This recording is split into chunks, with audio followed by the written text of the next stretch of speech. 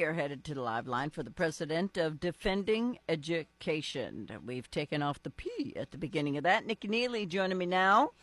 It was just too big for the PDE. It just had to go DE, didn't we? Yes, absolutely. Yeah, because universities count too, and some of them are adults, so it can't just be parents. We have to watch out for everybody. So Everybody. Yeah. Yep. DEI is very, I just think, I don't get offended very easily, Nikki. I really don't. You could like pass gas in my presence, it wouldn't bother me. But I'm literally offended by DEI.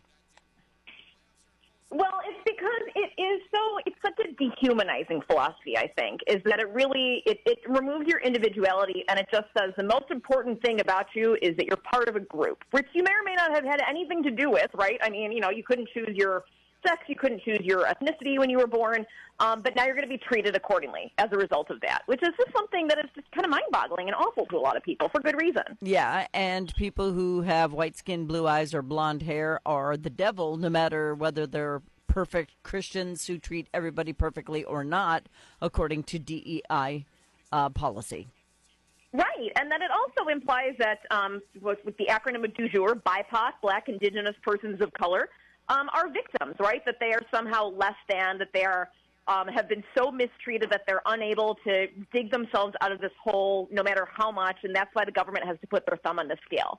And I think, how dare you? It's funny, I was in Chicago over the weekend for some family funeral stuff, and I was looking and talking to my relatives about how my family, when they got out of the internment camps in California in in like the early 40s, they had nothing. They had a suitcase, and they lifted themselves up. They worked hard. My grandfather had multiple jobs, but he earned it. He didn't expect a handout or victimhood or pity because of having gone through this horrible situation. In fact, they were there were years where they were still treated very badly in Chicago. My grandfather's born in a Japanese-only cemetery, or not born, is buried in a Japanese-only cemetery because there were many cemeteries that wouldn't take them. But they didn't feel bad for themselves. They persevered and they got on with it. You know what the key word you said that just like it was almost like you shouted it, even though you just said it was expected. Mm-hmm. That's the expectation part that drives me crazy. Now we used to have affirmative action where it was basically focused on black folks trying to get into colleges and get an equal footing and whatever. And in the 60s and 70s, I think they might have needed it. You know what I mean? I think that there was a place and time for it, but that's not anymore. It's 2025, and I see successful people of every color walking around doing their thing. If you put in any kind of effort, you can be what you want to be. That's all there is to it. It's that simple. And if you make bad choices along the way and you fall down the steps, well, then you start over. You grab your pants, you pull them up, put on your boots, and you do it again. But this DEI thing, where they have entire departments that are recruiting people who don't deserve to take positions away from other deserving people, is absolutely discrimination no matter how you look at it. Yes, and we're seeing in all aspects of society, doling out benefits, be it money, think back even to the beginning of COVID, there was the whole idea of prioritizing vaccines for minorities. Just the fact that was so normalized for so long is a little bit insane. And so we're obviously in a course correction period right now, but there is so much work to be done, not only at the federal level, obviously, but also at the state level. And so I think that's something that people are forgetting about all this. Yeah. So since you are defending education and looking at the universities, they are supposed to be getting rid of their DEI departments as per the president. Some of them are being sneaky and changing the names or just the ways that they go about creating DEI initiatives and things like that. But the donations that were going to them are astronomically huge. Yes. My coworkers just went through and looked at, because there was, as you said, there's all these different programs, right? It's not just the DEI department at, let's say, University of Michigan or something. It's all the other programming that goes along with this. And so we have been tracking, as you said, both the programs that are going underground, right? The DEI department is now the belonging department.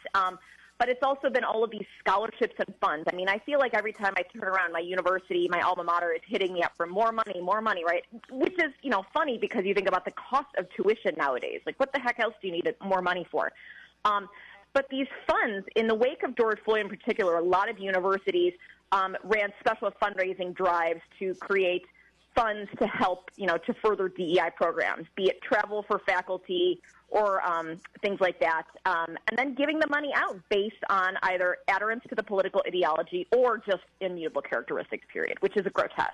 Yeah, and to the tune of $336+ million. I mean, this is a giant amount of money, and it drives me crazy because I keep hearing Social Security and Medicare are going to be insolvent and there's nothing we can do about it. Yet we're handing it out like candy to people who aren't supposed to be here, and we're handing it out to universities who charge astronomical amounts for tuition and could get donations from their alma mater, or alumna, I should say.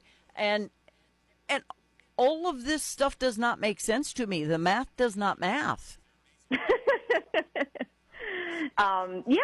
And you think about, as much as all of these universities have spent, decades building these departments and programs and edifices, and, screaming their commitment to equity from the rooftops, how many full ride scholarships could have gone to needy and underprivileged students to actually get more diverse perspectives, experience, thought into classrooms? That's not what they wanted at all, right? This was, in many cases, either a box-checking exercise or really just a cynical political ploy. Because, I think they're looking for a certain kind of, worldview at that point. And so that's why we've seen universities doing the hiring statements, talk about your commitment to diversity. What have you done to further diversity? You know exactly what they're looking for. And it's a way to screen out conservatives and people who think, you know what, I don't want to be treated as the color of my skin. I'm more than that. Yeah. Well, I would hope that people feel like they're more than that, because I have friends that are pretty much the entire, I guess, gamut of the rainbow, for lack of a better word, because I don't want to name off every race on the planet. But I even have one friend from Alaska who's an actual Eskimo. So, I mean, I don't care what color you are as long as you're a good person. But if you're going to be doing my brain surgery, or if you're going to be the person sterilizing the equipment that's going to be used to do my brain surgery, not that I need it, I'm just saying, I want you to be the best one. Absolutely, right. From med school all the way through to, I have a coworker right now who's working on looking at this in engineering schools. We had looked at this in teachers' colleges in the fall. I don't care if you're purple or green. I want you to be really good. Aerospace engineer, I want you to be super good. I don't want my plane to fall out of the sky. Right.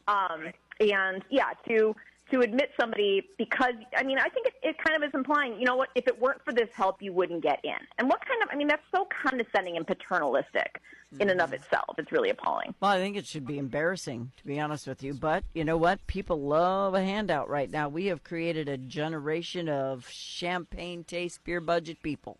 It's horrible. But you said that universities, you're finding, are creating some sort of funds to funnel money towards DEI scholarships. They're calling them something else? Yeah, no, they're internal funds. And so, we looked at about 125 schools across the country. And so these are usually through like the Giving Day campaigns, like where they'll try and, but you can select sort of what you want your money to go to. Do I want it to go to the study abroad fund? Do I want it to go to the general fund where they can kind of dole it out? But a lot of universities, in particular in the wake of George Floyd, did things like University of Nebraska had a community and belonging support fund.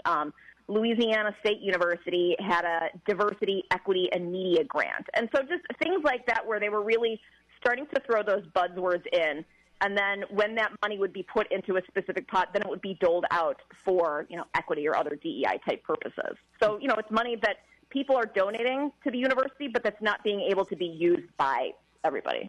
What bothers me is this George Floyd Memorial Scholarship.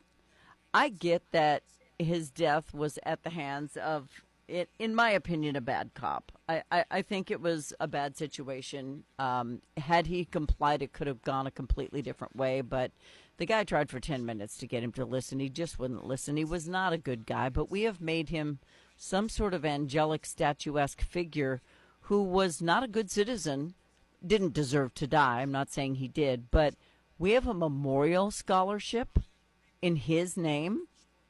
Seriously? Right. Yeah, and so it's just, I think it was, we have heard the term like weaponizing kindness, weaponizing empathy, right? Like in the wake of that, I think a lot of people thought, oh no, I feel so bad, I should do something, right? And giving money is a way to do it. But again, I look at a lot of these university administrators who have PhDs or advanced degrees. They have been marinating kind of this DEI and critical race theory stuff for a really long time. And they kind of, I think in many cases, view themselves as social justice avenging, angels of death, where they have to go in, and it really is incumbent on them to hold certain people back to push other groups forward. I mean, let's think about Ibram Kendi's quote, the solution to past discrimination is present discrimination. He's saying, disadvantage, hold back some people so that we can push our BIPOC friends forward. And I think that's wrong, right? We want people to be advanced and celebrated and promoted, et cetera, on the basis of hard work and talent, not on the basis of, accidents of birth. Yeah. Well, we could go one further and just hire people based on, opinion and innuendo and gossip. Why don't we start doing that? It seems to be about as legit as what these guys are doing. But Trump has done a lot to dismantle DEI programs, and it's really hard to know what's happening when you can't just erase the whole thing because they rebrand it. They're sneaky. And that's what they're doing right now. Yeah, and I think there's kind of two things going on. I think there are some administrators who are grateful that this is happening, and they can point to President Trump as sort of the boogeyman, and they can say, oh, we have to get rid of the DEI program, when I think for many administrators it's a relief. They didn't want the stuff to start with. They know that things have gotten out of control. But it's been hard to, voice that internally when you have crazy faculty senates that, are bought in and all this stuff. But I think there's a non-zero percentage of administrators that are like, okay, we got to get rid of it. Whoops. But I think a larger percentage are the schools, as you said, that are trying to memory hold it, trying to make things go underground. I was at a board governance conference a few weeks ago, and speakers were saying, you have to hide in plain sight. I think that, the mindset is basically we'll just wait this administration out and we'll start, keep doing what you're doing. They said it takes a long time to lose federal funding under Title VI, so continue your inclusivity work. And we have now started to see a lot of these universities band together. There was an article, a Big Ten defense treaty, where the schools have basically pledged mutual aid if one of them is under assault. The Ivies are holding closed-door meetings among their presidents to try and figure out how to resist the president's initiatives. It's kind of crazy where we're at right now. This is the hill that many of them want to die on. And personally, I would not mess around with Pam Bondi, someone who looks that good when she's 62, right? I mean, there's a little bit of witchcraft going on. Yeah. But I would not mess around with her or Secretary McMahon.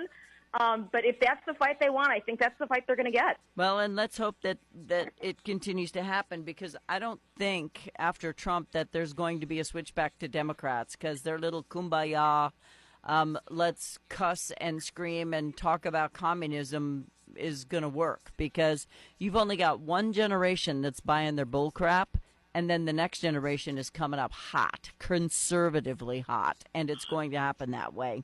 But I do want to give a shout out to the schools who have never done this in the first place. They're the ones sitting by saying, you know what, all that money would be nice, but we're just not going to buy into a program like that. So shout out to them. And if that's where your kid's at, like Hillsdale and stuff like that, that's great. So where do people go to read the article? I know there's one in the Daily Caller, but where do they go to learn more about defending education and the things you're working on to stop DEI? Yeah, our website is still the same. It's defendinged.org. We're also on all the normal social media channels, but we have this report on the DEI funds and scholarships. We have other reports looking at, just basically the screenshots, the before and after of these different schools renaming their programs. And we are continuing to investigate. So if anybody has any ideas of universities to dig into or K-12 districts, let us know. We are always all ears. Yeah, and I love it when someone walks up to me with their Gucci bag and their hair done, their nails done. They have a better phone than I do. They're dressed to the nines, and they tell me I'm systematically racist because I'm white. I love that. I'm wearing Walmart shoes and something I ordered off Temu. So give me a break. Actually, I don't order from Temu. I'm just saying. But you're not racist just because you're white, folks, so don't let them tell you you are. Nikki, thank you for being here. Thank you. You're welcome. Bye-bye.